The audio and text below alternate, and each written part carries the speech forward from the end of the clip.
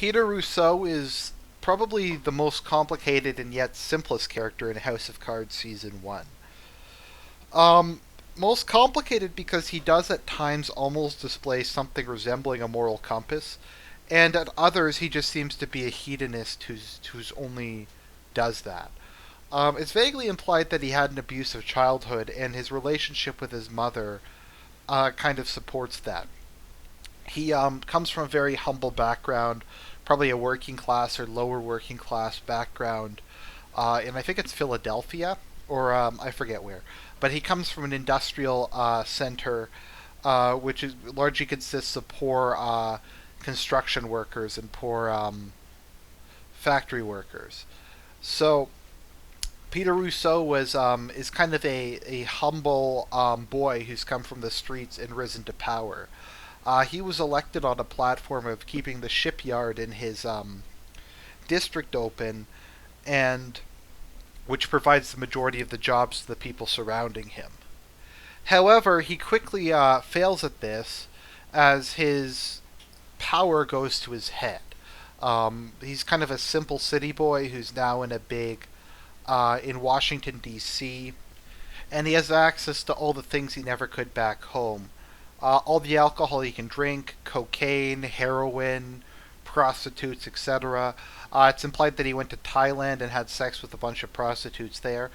He's basically just a coke snorting alcoholic maniac. He had a wife, but he divorced her. He seems to like his kids to a certain extent, although he's a very neglectful father and frequently abandons them, leaving them in very bad circumstances. He's in love, but he's not in love enough to the point where that he's willing to give up kind of his drinking and whoring in order to be with the woman that he's in love with. Peter Russo, he kind of is supposed to be sympathetic. The first season was kind of heading towards him having a redemption story. He had been down on his luck. He had epically fucked up in the first couple episodes, getting caught with a prostitute while driving drunk. Um, Frank had gotten him out of jail on the condition that he would be absolutely loyal to him. However, that loyalty came with the price of getting the shipping district shut down. Suddenly, everyone who Peter had ever known was, well, unemployed. They were on the streets. And Peter could only offer an exceedingly lame sub-minimum wage paid training program for a bill that did not pass, largely because of the efforts of Claire Underwood. So Peter Rousseau, he decides at some point that he wants to be governor. Why does he want to be governor? I think because Frank told him, but also because he's an exceedingly selfish man. There's not really anything altruistic about it. You think to a certain extent his idea was once I'm governor, I could do something to help the people that I failed. But the thing seems to be more that he can have more of the power he craves, and he can indulge his vices more once he has become governor.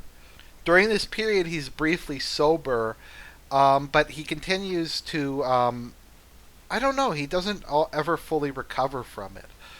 He's an incredibly weak-willed man who frequently almost gives into temptation. The irony of Peter Rousseau, though, is he basically wasted multiple chances. He was given a second chance by Frank at the beginning of the series. He was given a second chance by Frank midway through the series, and then he's finally given a final chance, which he also blows. The final chance I'm referring to is when Frank sends the prostitute to seduce him the last time. He was given basically the opportunity to turn her down. If he hadn't have gone drinking with her, if he hadn't have slept with her, then he would have been able to make the speech, gotten the support of the oil industry, and become governor of Pennsylvania quite easily. Everything was going together.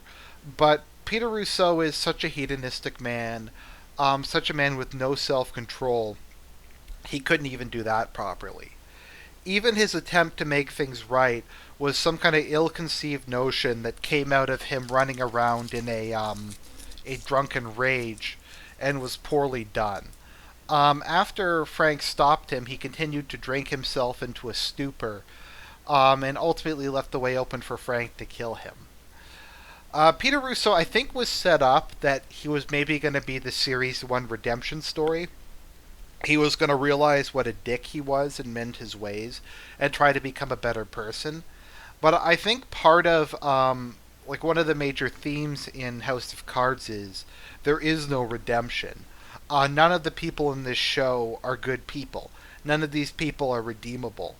They might have flashes of conscience or guilt, but it's extremely shallow. They really just don't think about anyone but themselves. Um, there's just people who are more open about it, like Frank, who don't hide the fact they're sociopaths. And then there's guys like Peter Rousseau that have some kind of lingering vestige of humanity within them, which to a certain extent makes them even more detestable and unlikable. Um, Frank killing him at the end of season one really didn't hurt me that much. It really didn't do anything to me emotionally. To a certain extent, I kind of viewed it as I have an old expression. This is kind of my first rule of life. Ultimately, people tend to get what they want. Peter Rousseau wanted to indulge his fantasies. He wanted to be governor, and he wanted to make amends. And in the end, he sort of got all three of them. But it turned out he got them in a way that he fundamentally couldn't handle, and he wound up throwing away every gift that was offered to him, be it love, be it his children, be it his career. So he basically got what he wanted, the ability to indulge to a limitless extent in his pleasures and hedonism, but in the end all it brought him was disaster. This has been a character profile of Peter Rousseau. This is Argent. I'll talk to you later.